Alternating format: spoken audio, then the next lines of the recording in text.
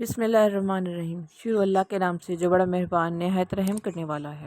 السلام علیکم دوستو، محترم ناظرین، مکاشفات القلوب کے سلسلے کو جاری رکھتے ہوئے آج ہم صبر اور سے متعلق چند حکایات بیان کریں گے۔ جس شخص کی یہ خواہش ہے کہ عذاب الہی سے بچے، ثواب اور رحمت کو حاصل کرے اور جنتی ہو جائے، اس کے لیے لازم ہے کہ دنیا کی خواہشات سے پرہیز کرے اور آلام و مصائب پر صبر کا دامن ہاتھ سے نہ چھوڑے۔ اللہ تعالیٰ کا فرمان ہے، وَاللَّهُ يُحِبُّ الصَّابِرِينَ، اللہ صبر کرنے والوں سے محبت کرتا ہے۔ صبر کی کئی ایک قسمیں ہیں۔ اللہ کی اطاعت پر صبر کرنا، تکالیف کو صبر سے برداشت کرنا اور صدمے پر صبر کرنا۔ جو شخص اللہ کی عبادت پر صبر کرتا ہے اور ہر وقت عبادت میں لگا رہتا ہے، اسے قیامت کے روز اللہ 300 ایسے درجات عطا کرے گا جس میں ہر درجے کا فاصلہ زمین و آسمان کے درمیانی فاصلے کے برابر ہوگا۔ جو شخص اللہ تعالیٰ کی حرام کردہ اشیاء سے کنارہ کش رہتا ہے، ایسے 600 ایسے درجات عطا ہوں گے جس میں ہر ایک کا فاصلہ 7ویں آسمان سے نیچے 7ویں زمین تک ہوگا۔ اور جو مصائب پر صبر کرتا ہے، اسے 700 ایسے درجات عطا کیے جائیں گے، ان میں ہر درجہ تحت الثری سے عرش معلیٰ تک ہوگا۔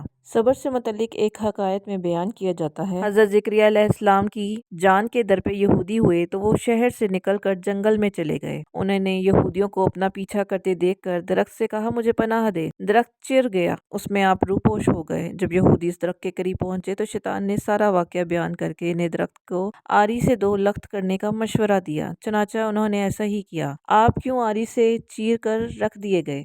محض اس لیے کہ انہوں نے خالق کی بجائے اس کی مخلوق سے پناہ طلب کی۔ حدیث میں آیا کہ اللہ تعالیٰ فرماتا ہے کہ جب کوئی بندہ میرا مصائب میں مجھ سے سوالی ہوتا ہے تو میں اسے مانگنے سے پہلے دے دیتا ہوں اور اس کی دعا کو شرف قبولیت بخشتا ہوں، لیکن جو کوئی مصائب میں میری مخلوق سے مدد کا طالب ہوتا ہے، میں اس پر آسمانوں کے دروازے بند کر دیتا ہوں۔ جب آری درخت کاٹتی ہوئی حضرت زکریا علیہ السلام کے دماغ تک پہنچی تو آپ نے آہ کھینچی۔ اس پر ارشاد ربانی ہوا، اے زکریا، مصائب پر پہلے صبر کیوں نہیں کیا؟ اب جو فریاد کرتے ہو، اگر آہ دوبارہ منہ سے نکلی تو دفتر صابرین سے تمہارا نام خارج کر دیا جائے گا۔ تب آپ نے ہونٹوں کو بند کر لیا اور 2 ٹکڑے ہو گئے، مگر اف تک نہ کی۔ لہٰذا ہر عاقل کے لیے ضروری ہے کہ مصائب پر صبر کرے اور حرف شکایت زبان پر نہ لائے، تاکہ سرخرو ہو کر آخرت کے عذاب سے نجات حاصل کرے۔ اس دنیا میں یہ دیکھنے میں آیا ہے کہ مصائب انبیاء اور اولیاء اللہ پر ہی زیادہ وارد ہوئے ہیں۔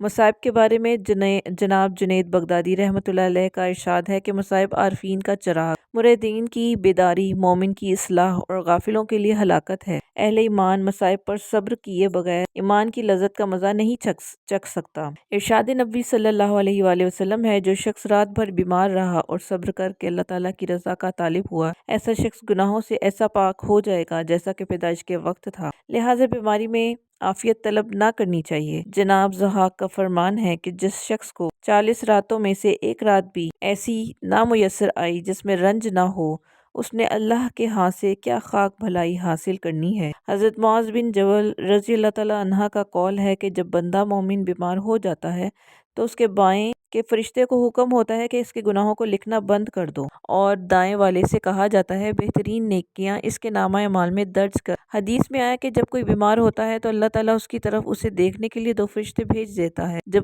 بیمار الحمدللہ کہتا ہے تو فرشتے اللہ کی بارگاہ میں جا کر اس کے الفاظ دہرا دیتے ہیں۔ اس پر ارشاد ہوتا ہے کہ اگر میں اس کو بیماری میں موت دوں تو جنت میں داخل کروں گا، اور اگر صحت عطا کی تو زیادہ ہوگی اور اس کے گناہ معاف کر دوں گا۔ دوسری حکایت میں بیان ہے کہ بنی اسرائیل میں ایک نہایت بد کردار شخص تھا۔ اہل شہر اس کی بد کرداری سے تنگ آ گئے تھے۔ انہوں نے اس بد کردار سے محفوظ رہنے کے لیے اللہ سے دعا کی۔ اللہ تعالیٰ نے حضرت موسیٰ علیہ السلام کو بذریعہ وحی حکم دیا کہ فلاں شہر میں فلاں شخص رہتا ہے، اس کو نکال دیجئے، کہیں ایسا نہ ہو کہ اس کی وجہ سے پورے شہر پر آگ برسائی جائے۔ حضرت موسیٰ علیہ السلام اس شہر میں گئے اور اسے نکال باہر کیا اور دوسری بستی میں چلا گیا۔ وہاں سے بھی نکالے جانے کا حکم ہوا، وہاں سے بھی نکال دیا گیا اور الگ تھلگ ایک غار میں جا کر رہائش پذیر ہوا، جہاں چرند پرند اور انسان کا گزر نہ تھا۔ وہ اس غار میں بیمار ہو گیا۔ اس نے کہا، کاش میرے ماں باپ میرے پاس ہوتے جو میری اعتماد داری کرتے، کاش میری بیوی، میرے بچے میرے پاس ہوتے۔ بیمار اور اقربا کی جدائی کی بدولت وہ نہایت عاجز ہو کر اللہ کے حضور ملتجی ہوا،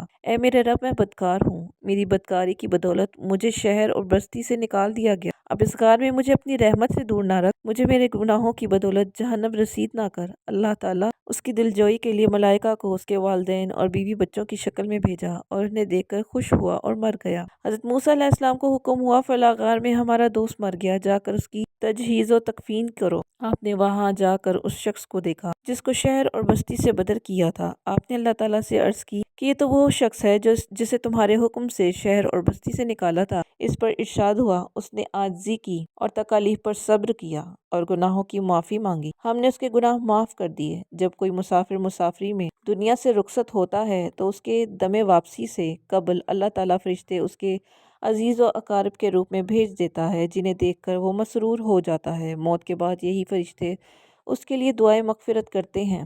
فرمان الہی ہے، اللہ لطیف بالعباد، اللہ اپنے بندوں پر مہربان ہے۔ فرید الدین عطا رحمۃ اللہ کا قول ہے کہ انسان کا صدق و کذب اس کی مصیبت اور شادمانی کے وقت ظاہر ہوتا ہے۔ جو شخص خوشحالی میں اللہ کا شکر ادا کرتا ہے لیکن مصیبت میں فریاد کرتا ہے وہ جھوٹا ہے۔ کسی کو دونوں جہانوں کا علم عطا کر دیا جائے، پھر اس پر مصائب کا پہاڑ ٹوٹ پڑے اور وہ شکوہ شکایت کرے تو اس کے لیے یہ علم بیکار ہے۔